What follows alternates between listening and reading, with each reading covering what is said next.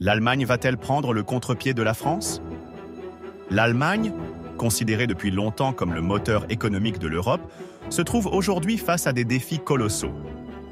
Une combinaison de réformes économiques ambitieuses, de changements démographiques majeurs et d'une instabilité politique inédite alimente les incertitudes quant à son avenir. Dans cette vidéo, nous examinerons comment l'approche économique de Friedrich Merz, les contraintes démographiques et le contexte politique fragile façonnent les perspectives de rebond de l'Allemagne, tout en analysant les implications pour ses voisins, notamment la France.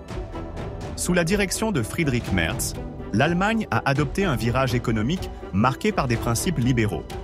Merz mise sur la flexibilisation du marché du travail, une réduction des impôts pour les entreprises et les ménages, ainsi que le remplacement du revenu citoyen par une allocation conditionnée au travail. Ces mesures visent à revitaliser la compétitivité allemande et à renforcer l'incitation à l'emploi. Cependant, ces réformes rappellent les initiatives de l'agenda 2010 des années 2000, qui avaient transformé le marché du travail allemand en son temps. Pourtant, le contexte actuel est bien différent. La concurrence internationale s'intensifie et les pressions sur les entreprises, en particulier les industries énergivores, se multiplient.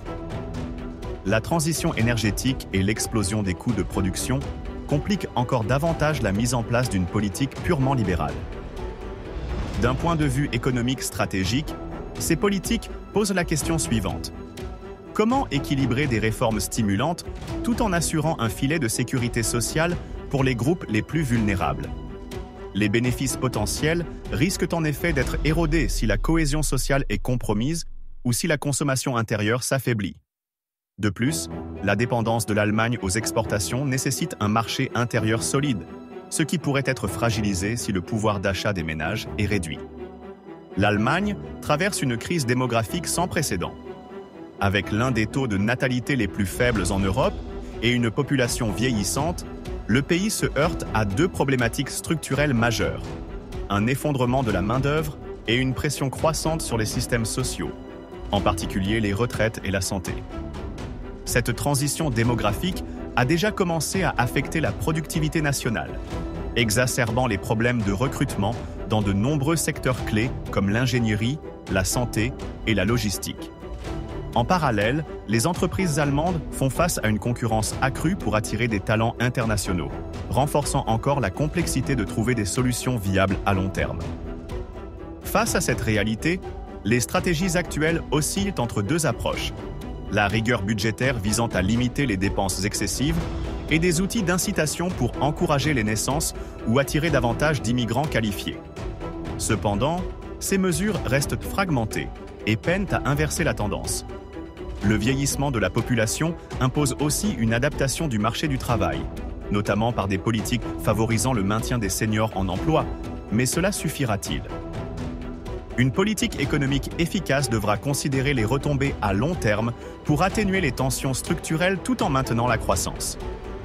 L'immigration pourrait être une solution, mais l'opinion publique reste divisée sur cette question, et les défis d'intégration sont nombreux. Sur le plan politique, l'Allemagne est confrontée à des bouleversements inquiétants.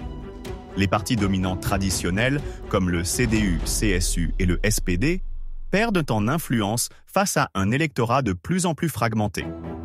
Parallèlement, l'essor du parti d'extrême droite AfD reflète des frustrations économiques et sociales qui affaiblissent encore la confiance dans le système politique. Friedrich Merz, en affirmant son refus catégorique de collaborer avec les extrêmes, contribue à entretenir la paralysie politique dans un Bundestag déjà fragmenté. Les coalitions sont instables et la formation de majorités solides devient un exercice de compromis difficile, retardant la mise en œuvre de réformes clés. Cette instabilité politique impose un coût non négligeable sur la capacité de l'Allemagne à réagir efficacement aux chocs économiques externes et internes. En outre, cela alimente une perception de moins en moins rassurante de la résilience allemande, tant à l'échelle nationale qu'européenne. Si la CDU ne parvient pas à bâtir une coalition solide, l'Allemagne risque de s'enfoncer dans une période prolongée d'incertitude politique, avec des répercussions directes sur sa capacité à prendre des décisions stratégiques. Adoptée en 2009, la règle budgétaire allemande, Schuldenbremse, limite le déficit structurel annuel à 0,35% du PIB. Cet instrument, conçu pour favoriser la discipline fiscale, est désormais remis en question face aux besoins massifs en investissements publics et privés dans les infrastructures, la transition énergétique et le numérique. Un assouplissement de cette règle serait une solution logique pour soutenir une relance économique durable. Toutefois, en raison de la fragmentation politique, obtenir la supermajorité nécessaire reste un obstacle majeur. Les adversaires de cette mesure craignent une dérive budgétaire, même si dans un environnement de taux d'intérêt historiquement bas, les arguments en faveur d'une stimulation par la dette sont solides. Cette dichotomie expose une vérité essentielle sur les débats en Allemagne. L'équilibre entre orthodoxie fiscale et pragmatisme économique n'a jamais été aussi crucial. Un choix risqué pour de nombreux économistes, mais peut-être indispensable à ce moment clé pour éviter un affaiblissement supplémentaire de son potentiel économique. Les décisions de l'Allemagne n'affectent pas uniquement son économie interne. Elles ont également une résonance importante pour ses partenaires, en premier lieu la France. Depuis longtemps, le moteur franco-allemand est perçu comme le pivot politique et économique de l'Union européenne. Pourtant, des divergences fiscales subsistent, diminuant leur capacité d'action commune. Si l'Allemagne décide de relâcher sa politique budgétaire pour renforcer ses investissements, cela pourrait ouvrir la voie à de nouvelles collaborations stratégiques. Des projets communs comme les euro-obligations ou des fonds pour la transition énergétique Eurozone-wide pourraient enfin gagner du terrain.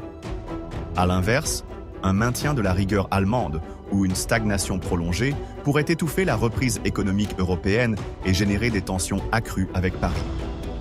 Dans ce contexte, la réponse française dépendra largement de l'évolution allemande. Adoptant elle-même des réformes ambitieuses, la France pourrait chercher à synchroniser ses efforts avec ceux de Berlin pour amplifier l'impact à l'échelle européenne ou, au contraire, diversifier ses alliances économiques pour limiter sa dépendance à l'Allemagne. L'Allemagne est aujourd'hui à la croisée des chemins. Face aux réformes libérales de Friedrich Merz, à sa population vieillissante et à une instabilité politique croissante, la question demeure. Peut-elle rebondir efficacement et redevenir cet ancrage solide pour l'économie européenne? Pour les économistes, la réponse dépendra non seulement des choix politiques et économiques, mais aussi de la capacité de Berlin à aligner ses intérêts intérieurs avec les besoins de la région européenne dans son ensemble. Chaque décision prise aujourd'hui pourrait soit renforcer la résilience allemande, soit accentuer les risques pour l'ensemble de l'Union européenne. L'avenir de l'Allemagne ne se joue donc pas uniquement sur ses terres, mais également dans sa manière d'agir vis-à-vis de ses partenaires. Que pensez-vous de la situation économique de l'Allemagne? Son rebond est-il possible? Partagez votre avis en commentaire. Merci d'avoir suivi cette vidéo. N'oubliez pas de liker, partager et vous abonner pour ne pas manquer les prochaines actualités économiques. À très bientôt sur Décryptage Éco.